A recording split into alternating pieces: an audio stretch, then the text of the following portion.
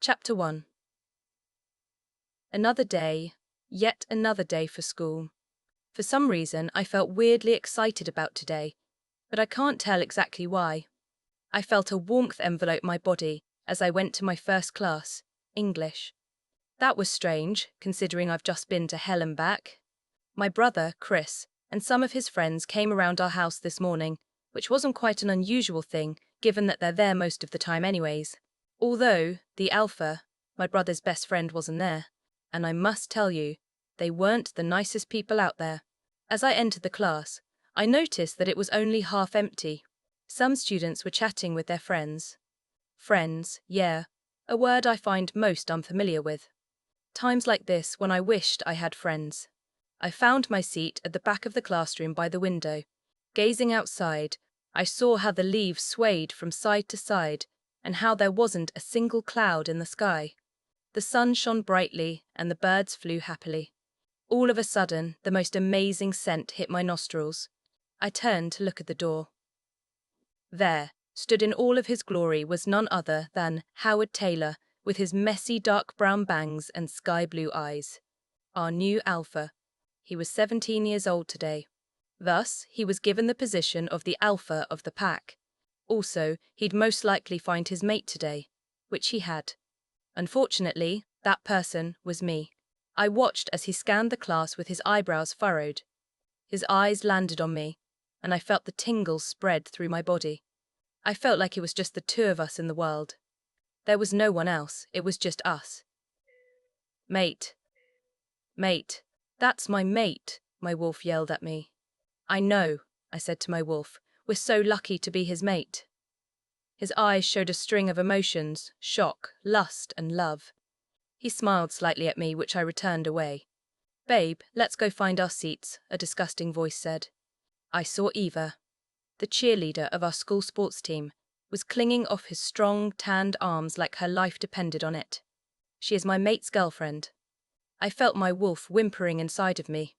She desperately wanted him, but he nodded, but his eyes never left mine. I felt a ton of jealousy, but I tried to forget about it all. My wolf no longer felt down by now. Instead, she was becoming angrier and angrier by the minute. I knew she would take over my body anytime soon. Even though I didn't know how to shift. It hurt me to know my own mate wouldn't push away that bitch, but instead wrapped his arms around her and allowing her to sit on his lap. That is somewhere only I should be sitting. I tried my best to push away the tears, while some other of the pack came in and sat down surrounded the Howard and Eva. I bit my lip. I do not want him to see my sorrowful face. I have to act strong. Since I was the only person who hadn't shifted yet in the pack, people often teased me and made fun of me. But my families were never there for me. My mum thought I was a shame in our family and didn't care about me. My dad loved me a lot. Actually, he might even be the only person who loved me in this world. He was always kind, and he taught me how to play the piano, which later became my favorite instrument and the one that I was best at. But unfortunately, he passed away many years ago. As to my brother, he ignored me most of the times. He thought of me as an embarrassment and always made fun of me along his friends. He used to be my best friend until he shifted and I didn't. The hour quickly passed and the bell screeched. I grabbed my things and threw into my backpack before quickly running out of the room. I was the first person out of there, and I was happy because this meant that I wouldn't have any chance of seeing him at all for the next lesson. Oh. No, go back to our mate, I need him, my wolf screamed. No, don't be naive. He will only hurt us. Didn't you see that? He let Eva touch him.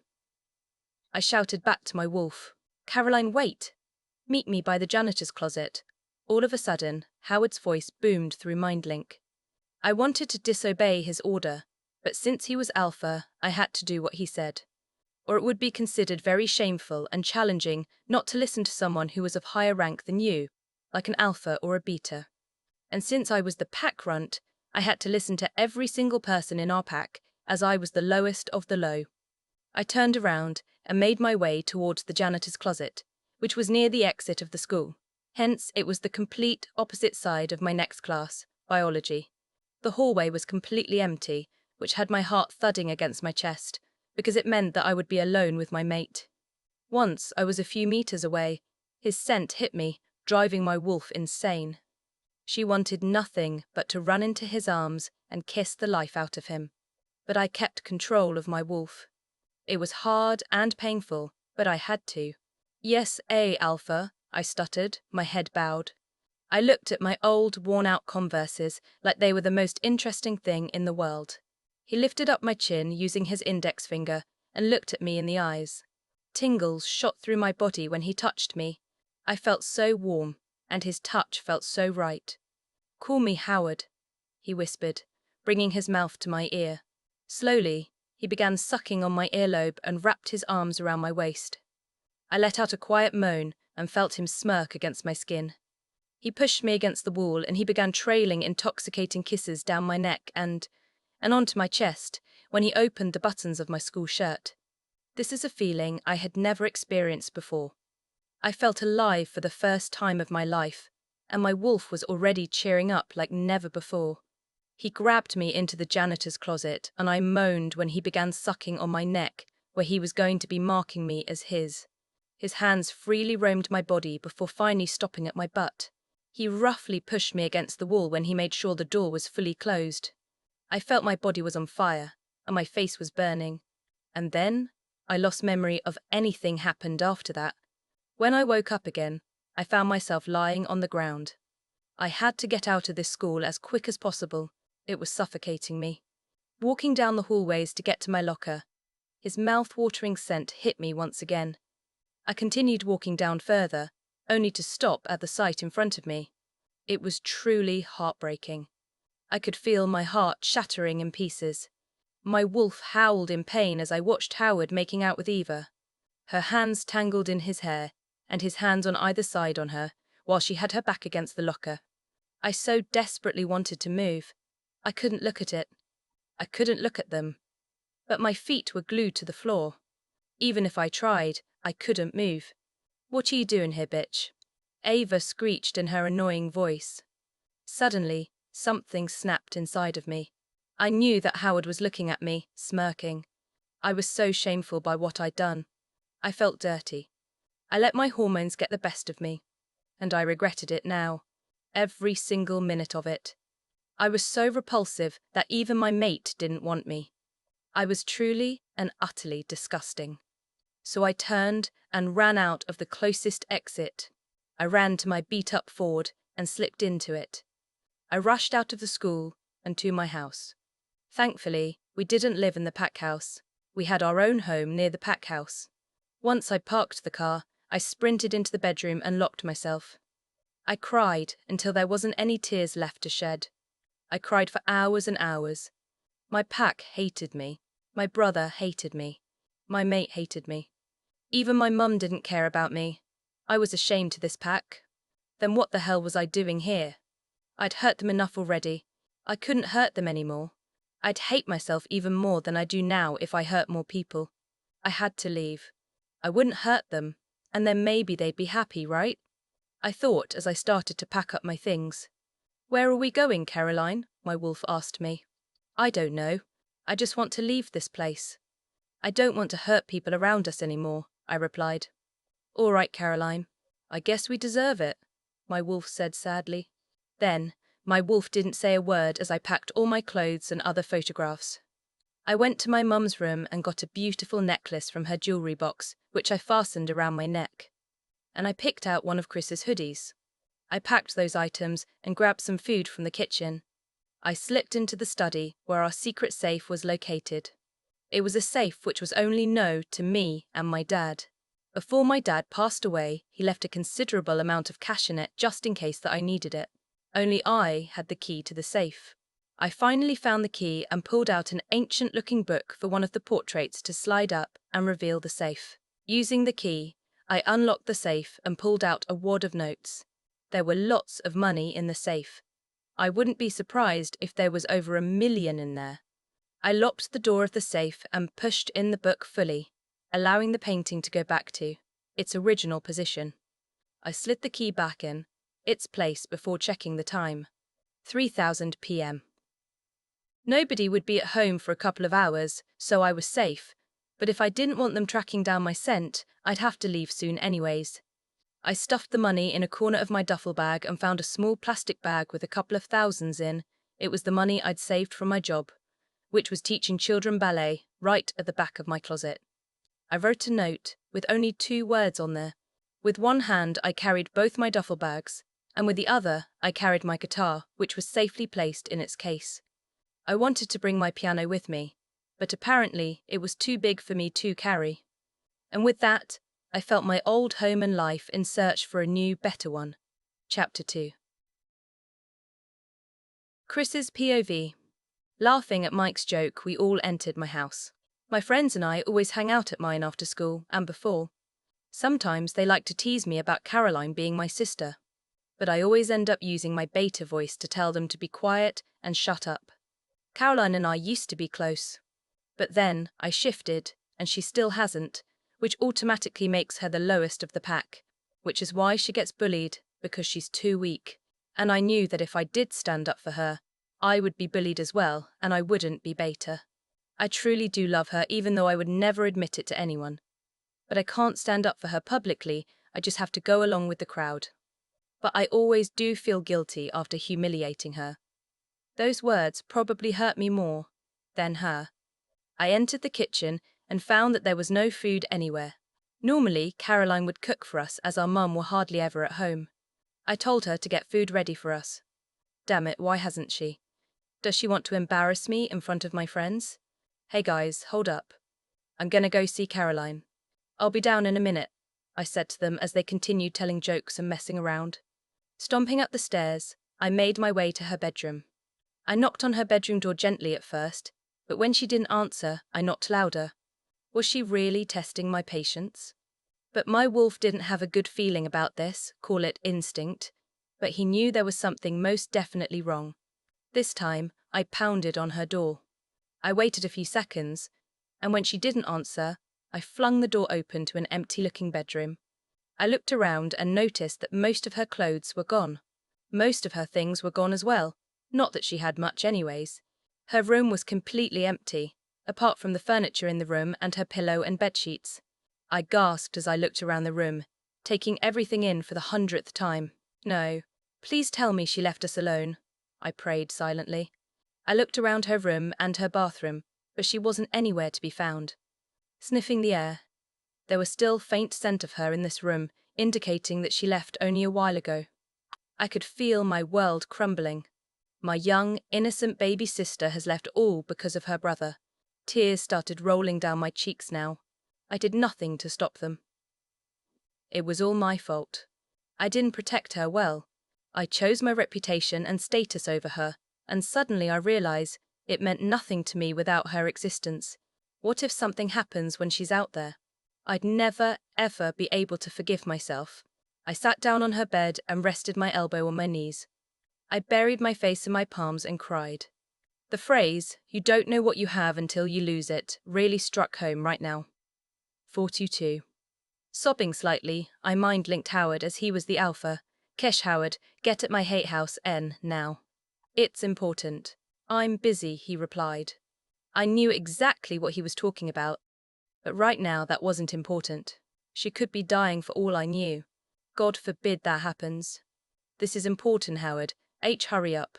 I'll be in Caroline's room, I urged him. Fine. But if it's not important, you're getting your ass kicked. Few minutes later, he arrived. Since the pack house wasn't that far away, he could get here within 2 minutes if he was in werewolf form. But Howard was one of the fastest pack members in the pack, being alpha, so he could get here in less than a minute. What happened to you? He asked. His eyes widened as he took me in, crying. He knew that I hardly ever cried. Since he was my best friend and had practically known me for his entire being, he knew lots about me. She left, I whispered, as I felt a load of warm tears fall down my cheeks. I laid back on the bed, but then I felt a piece of paper underneath me. I sat up again and found a note. It read 2 simple words that nearly killed me. Sorry. Goodbye. She was sorry for being a member of the pack, so she was leaving us. She blamed herself all this time, and this made me feel even more guiltier, if that was even possible. Although that note just had 2 words on them, they were the most painful word anyone had ever said to me. W, what do you mean she's left? Howard stuttered with his eyes wide and mouth open. S, she's left, I sobbed, and passed him the note. He read, and a second later, anger, sadness, and guilt appeared across his face. She can't leave. Well, she has. All because of us. I cried. W, we need to find her. We have to find her, he said, beginning to collect himself from the shock. He then mind-linked the pack for an emergency pack meeting in his alpha tone, which meant that everyone had to come. We all ran in human form to the pack house. Our friends joined us as we went to the pack house for the meeting. Whispers filled the room as we arrived. People looked at us with questioning looks. I probably looked like hell right now, but I couldn't care less. Howard went to the stage of the meeting room, which was basically a large room with chairs facing a large stage. I stood next to him as his beta, with red puffy eyes, as he cleared his throat, which stopped all the murmurs and whispers. I've called this emergency today, because our beta's sister Caroline Forrest has ran away, as we think. We found a note saying, sorry, goodbye. On her bed, he said loud and clear with confidence, although I could hear him wince slightly when he said that she'd ran away. Thank God we don't need her, a whiny voice said.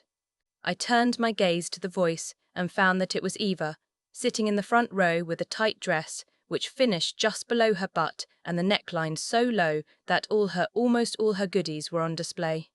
Within seconds, I was in front of her, raging. How dare she say such things about my sister? Have you forgotten? You've said worst, my wolf taunted. Shut up, I screamed, hating that he was right. Shut the hell up. That is my sister you are talking about. My sister. She could be in trouble somewhere right now. I screamed, which caused her to flinch and cower under my glare. Beta Chris. We don't have time to waste on her. We need to find Caroline, now. I want the entire territory searched and any possible leads as to where she is, he demanded in this alpha voice. Everybody got up and went out looking for her. Then we found out that her pack bond was broken. We've been searching for her for weeks now. We've asked other alphas of the neighboring territories. We've checked hospital, bank, every corner on the streets, but it was as if she had completely disappeared off the face of the planet. Her faint scent that we found was washed away with the rain, which meant we couldn't track her down. Even the trackers were having a hard time finding her, and they were the best. My life was completely changed when she left. I don't sleep around anymore. I can barely sleep as it is.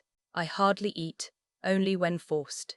Most of the time, I spent all my time in her room, or looking at her photos after school and before school, and now I even sleep in her room. When our mom found out, she blamed herself for not being here for her. And finally, she has started to care about her family, like most mom would. Days after she left, I found out that she took one of my favorite hoodies, one of Mum's favorite necklaces. That made me start crying all over again.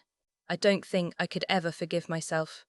Despite what we'd done to her, she still wants to remember us. If she did come back, I don't think that I'd deserve her forgiveness. I don't think any one of us does.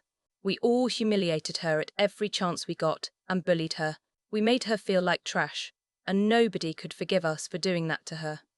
Howard has changed as well. Before he actually had standards. But now, he fucks everything classified as female. He's out most of the nights, partying, sleeping around, drinking. But I can see that he doesn't get any sleep at all. He hardly ever talks anymore. I don't know why Caroline leaving has had such an impact on him, but it has. I tried to talk to him about it, but he would always brush it off and make up a stupid excuse and leave. I just wish Caroline comes back, because now I've realized how much I actually miss my baby sister. They say you don't know what you have until you've lost it, and now I truly know what I have lost, and that kindest, most beautiful person at heart in the world, who so happens to be my angel of a little sister. Wherever you are, Caroline, please come back to us, I prayed every night before I fell asleep on her bed. Chapter 3. After driving out of the territory, I let out a shaky breath. My wolf was protesting, wanting to go back to her mate, but me. That is a completely different story. I hated him now. More than ever. He took my innocence and left me to be. He didn't even reject me properly, which meant that our bond wasn't broken yet. I continued driving, tears silently falling down my cheeks until a pain struck me in my lower abdomen. I bit my lip so that I wouldn't start screaming out, because the pain was excruciating. I parked my car on the side of a quiet road before stumbling into the forest nearby. I walked deep into the forest before screaming, with tears running down my cheeks. I cried louder as the pain got worse. After about half an hour of pain, I could feel myself falling into darkness, but before it got fully engulfed me, I heard a voice near next to me telling me to hold on. An hour later, "When is she going to wake up?" a deep voice asked. "I don't know. She should have woken by now," a soft voice replied. I tried to open my eyes, but my head felt as if someone was hitting it with a hammer. With a groan, my eyes flew open. Taking in the surroundings, I noticed that I was in an unknown place. My wolf automatically went into defense mode, just in case someone tried to attack us. Although we weren't well trained, we knew the basics. I sat up straight and looked around. I was in a cream-colored bedroom. I noticed that I was sitting on a warm, comfortable, king-sized bed, but I wasn't wearing my clothes. Instead, a huge, comfortable t-shirt. Standing in front of me was a tall, handsome man, with brown, shaggy hair and bright blue eyes. To say that he was good-looking would be an understatement. He was hot. He seemed a bit older than me, maybe 18, and also he had a powerful aura around him, indicating that he was the alpha.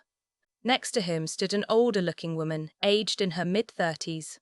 She had beautiful, long blonde hair and bright blue eyes as well. She was probably the guy's mom, as they had the same eyes and had similar facial features. "Hey, honey, are you all right?" the lady asked in a soft, motherly voice. I nodded. Where am I? I was scared as I was a rogue now, so they could kill me for trespassing their land. "You're in the hallowed Main's territory, and I am Alpha Henry Nixon," the fit guy answered confidently with pride. "Okay, why did you bring Mimi H here?" I stuttered. "You were in pain and you were screaming. Then you passed out, so I brought you here," he replied. "All right, but I think I need to go now," I whispered, trying to stand up even though I was feeling extremely weak. The lady shook her head. "No, honey, you need to rest." "Please don't kill me," I whispered with tears in eyes already. "Why would we want to kill you?" the lady asked, with a confused look on her face. Why wouldn't you? I'm a rouge, and I crossed into your territory without permission, didn't I?" "Yes, but you don't seem like a danger to me. Or the pack, for that matter." "You look so broken," she whispered the last part. "No, you don't. So I would like you to join the pack," he stated firmly. No, I can't. I don't want to be a burden on you or anyone," I sobbed. "You're not a burden. And since you have crossed my land without permission, I get to do whatever I want to do with you, and I want you to join the pack," he said confidently. "Why, yes, Alpha," I whispered, looking down at my fingers. "Excellent," he grinned. "And you don't need to tell me about your past right now, but someday I need to know, and the sooner the better." I nodded again, speechless. Why would he want me to be in his pack? What if he'd start hating me like the other later on? Is he going to abandon me as well? "What's your name, sweetheart?" the lady asked. Caroline Forrest," I answered in a quiet voice. "Your name's beautiful, just like you." "And I'm Stella, Henry's mum." She said Henry's name with great pride. She seemed so warm, and I knew I would grow to love her. Thanks," I smiled slightly. "Okay, so I think that the sooner you become one of the members in our pack, the better. So how about now? Do you agree?" Henry asked, tilting his head as he waited my answer. Reluctantly, I nodded. "Yes, I'm ready." I was sure I didn't want to be in my old pack anymore, because eventually they could track me down. I knew this was highly unlikely, but after joining Henry's pack soon, my scent would be altered slightly so that I could break off any ties from them. But I don't think they would want to find me, though. After all, I was just someone they had to tolerate in their pack. "I, Alpha Henry Nixon, accept you. Caroline Forrest in the hallowed Main pack, do you accept?" he said so formally. I, Caroline Forrest, accept to be part of the hallowed Maine pack. He pulled out a small pocket knife and made a cut on his palm. He took mine and repeated the process. We both shook hands, both our blood mixing together. I felt my old pack's bond, which was already very weakened, snap completely, and instead to be replaced by my new pack's bond. "Welcome to the pack," he said softly. I smiled back slightly, as his smile was so infectious. "Thank you. Thank you so much, but I don't want to live in the pack house," I stated with a slight confidence. It was true. All my life I never did anything for me, just for me. And now I wanted to build my own life and live it for me now that I was free. I knew that it would take long before I got back on my own 2 feet properly, but I never really did like anyone else's help. "That's fine, but you have to come to the pack meetings, which is once a month. And until you get well, because you are extremely underweight and weak as well, you will have you stay at the pack house, and that is my order." "Yes, Alpha. Thank you," I whispered again. But since he had werewolf hearing, he would have been able to hear me. I wasn't used to people doing all these things for me, so it was a bit weird to see someone help me so much. I was used to doing work and getting hit and bullied, but I was never once taken care of. Because the people who were supposed to love me and be there for me turned their backs on me. "Okay, I'll leave you for a shower. Come downstairs when you finish and I'll have some clothes ready for you," Stella said, smiling her bright smile. I nodded and watched as they left the room. I stood up and walked to a white-painted door, which I guessed was the entrance to the bathroom, and entered in. I looked around in awe at the shiny, clean and white bathroom. I stripped out of my clothes and turned on the shower. I readjusted the heat to my liking and stepped under the water as it soothed my muscles. I think I would be loved and appreciated around here. My life just got way better. Chapter 4. During the shower, my wolf complained to me, "Caroline, I still want to go back to our pack. My mate is there and I need him." "No, we are not going back there. I don't want to have any connection with our mate anymore. Besides, you know he has a girlfriend and does not care about us, don't you?" My wolf said nothing. She whimpered softly. "Don't worry, we will find our lover in this pack. I promise." I tried to comfort her. "All right, fine." Once I'd finished my shower, I wrapped myself around with a soft white towel, which was already in the bathroom. I stepped out of the bathroom, feeling as fresh and light as ever. I found an outfit, which consisted of a pair of shorts and a plain white t-shirt. Underneath the clothes, I found a new pair of underwear, which I was glad for. The shorts were way too big as well as the t-shirt, but I could work with it. I quickly got dressed and brushed my teeth with the spare toothbrush I found in the bathroom cabinet. I combed out the knots of my long pink hair, the result of a prank, with a comb that I found. My natural hair color was a dark brown with natural lighter brown highlights and reached my waist. It was one of the only things that I actually like about myself, apart from my light blue eyes, which were the same color as the ocean, which was why my middle name was Ocean. I remember how beautiful my hair used to be until they flashback. Eva whispered to her group of friends to be quiet as they tiptoed into Caroline's bedroom. The party had been on for 2 hours now, and the house was fully packed, which meant that nobody would really miss their presence for the 2 minutes they would be gone. Chris was hosting a party as usual, which Caroline wasn't allowed to attend. Nothing unusual. Chris had invited over most people from his school, excluding the nerds. The party was on full blast, and the others were dancing around wildly, drinking or making out somewhere. Caroline wasn't allowed to go, as she was the only person who'd passed her shifting age by so much. Sometimes a wolf would be a couple of days later, but not months and months. But her pack members knew that being able not to shift after her age was just an excuse to punish her. Because before Howard became Alpha, his dad always praised Caroline for everything. She was good at anything she did, and Alpha showed that off to people. Opening Caroline's door slightly, Eva peeked through and saw that Caroline was sleeping in her tiny room, which could only fit in a single bed and a small chest of drawers. She was sleeping, snoring softly in her sleep. She looked peaceful, as she always did when she first started sleeping, only later on to be haunted by nightmares. She looked like an angel, but like a haunted angel, though there still was that innocence about her and seemed to intrigue some. Lydia, another one of Eva's followers, handed her a bottle filled with hair dye. Eva tiptoed across the squeaky floorboard, making sure not to make a noise, and pulled on her gloves. She squirted some dye onto her hands and rubbed in Caroline's hair while trying not to giggle. Finally, she finished spreading the pink permanent dye on her hair and drew a black moustache on her upper lip. She bit her lip hard, trying not to laugh as she snapped photos of her. The bright flashes seemed to have woken Caroline up because she tried to open her eyes. Quickly, Eva ran out of the room before Caroline could see her, even though she knew that Caroline would have a pretty good idea on who did that in the morning. Caroline, however, did not wake up. Even though she felt a cool substance on her scalp, she didn't think too much about it and went straight to bed before she started having nightmares again. Finally, in the morning when she woke up to find her hair in that state, she burst into tears. She loved her long, beautiful hair so much, and she couldn't believe what had happened to her. She tried her hardest to wash it off, but it turned out to be permanent dye. The next morning, people laughed and teased her about her hair. End of flashback. I shook my head out of the nasty thoughts of my past. Finally, I exited the room and followed the scents to the kitchen. I was surprised at the massive kitchen, filled with any electronic equipment any chef would ask for. The countertop was stainless and shined under the bright lights. I've always loved cooking, so the kitchen was the favorite part of my house, although I was forced to cook all the time, even when I didn't want to. People were laughing and chatting until I came along. They all stopped and stared at me.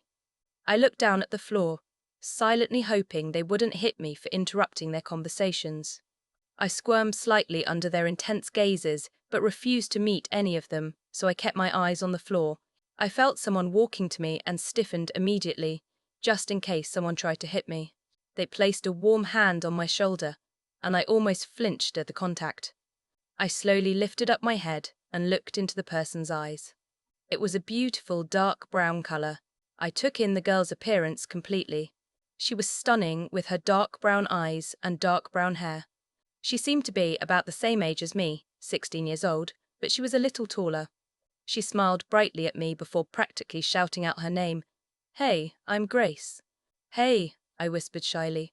"So what's your name?" Everyone was so silent that you could hear a pin drop.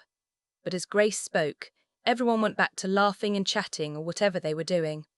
"Caroline," I said a bit louder this time, because she had a warmth around her that made me feel like I belonged for once in my life. She seemed so friendly that I couldn't help but start being myself with her. "So I'm guessing you were the one from the other pack." "Yep," I smiled, feeling a lot more confident. "Great to meet you." "I've got a new best friend, but we need to go shopping for you," she screeched, looking up and down at my huge outfit, even though it was an average-sized t-shirt for a girl my age. It was way too big for me. I glanced down at her and noticed how perfectly her bright pink tank top clung onto her curves and enhanced her assets. Her light blue skinny jeans showed her perfectly toned legs, and her heeled combat boots boosted her height slightly. All in all, she looked amazing. "Yes, but first, we need to get some meat on those bones," Alpha said, walking next to me. Again, I tried my hardest not to flinch, because I didn't want to be this weak little girl anymore. I was sick and tired of feeling like that poor defensive little girl who everyone thought they could stomp over. I smiled weakly at him as well and nodded. What can I say? I was actually hungry for once. "Alpha, do you know where my car is?" "I parked it near that forest," I asked. "That was your car. Anyways, we had it towed over here so you could always go collect your things," he said in his deep voice again. "Right, that is enough talking."